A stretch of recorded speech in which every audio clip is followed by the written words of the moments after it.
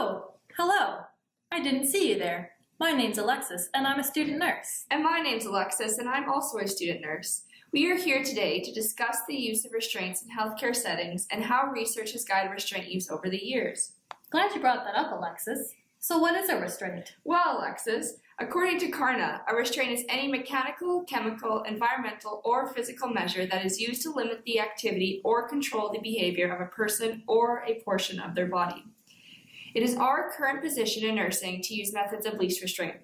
Nurses are required to analyze the benefits and the implications of using restraints in every situation in order to minimize undesirable patient-nurse interactions. Whoa, thank goodness for evidence-based research. In the past, research has not always been used to guide restraint use. But rather than bore you with simple words, let us take you on our new and shiny time machine. Follow me, Alexis.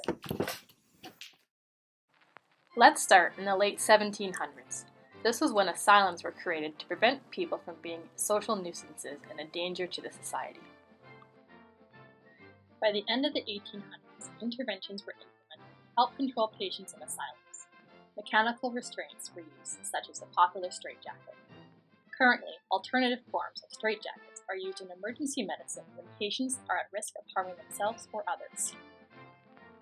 In the 1840s, padded seclusion rooms were introduced. Also at this time, a meeting was held by American physicians.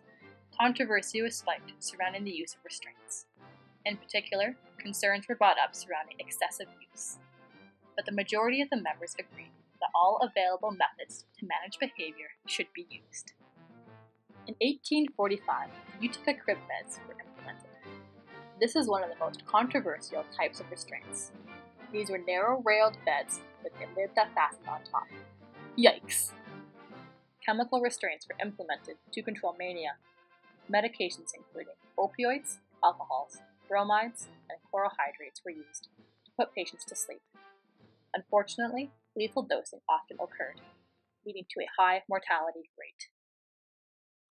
In the early 1900s, benzodiazepines, antipsychotics, and dissociative anesthetics were used to put agitated patients to sleep. In 1970, research conducted by Soloft indicated that restraints were commonly being used for all patients who were perceived as not following hospital rules. Patients labeled as psychotic were often restrained for non-specific reasons.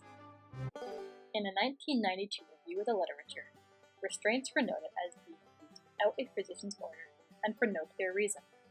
However, at this time, it was noted that there was limited evidence indicating the benefit of restraints.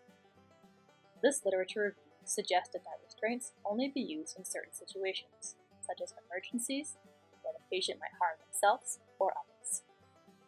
However, in 1998, the United Nursing Association of Alberta noted that there was an increase in physical and chemical restraints.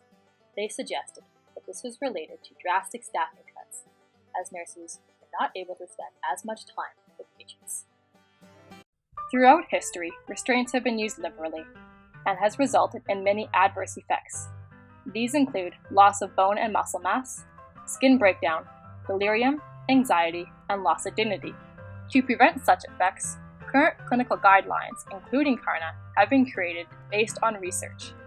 These include verbal de-escalation, reorientation, and distraction techniques, never applying restraints for convenience or punishment, and not using them for longer than necessary, using simple language, and including the family in care. We believe that by critically evaluating every situation and using alternative interventions, better patient outcomes can occur.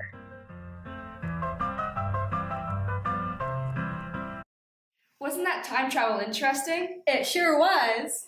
Restraints are still a controversial intervention, even though their use has evolved significantly over the past few centuries. We expect that policies will only continue to change. Current policies regarding the use of restraints incorporate evidence-based research. It is very important to weigh the risks and the benefits of restraints with each individual. In the past, this careful consideration was not always employed. Well, that was informative. After being exposed to evidence-based research in this video, have you changed the way you think about the use of restraints in practice? Anyways, back to you, Linda.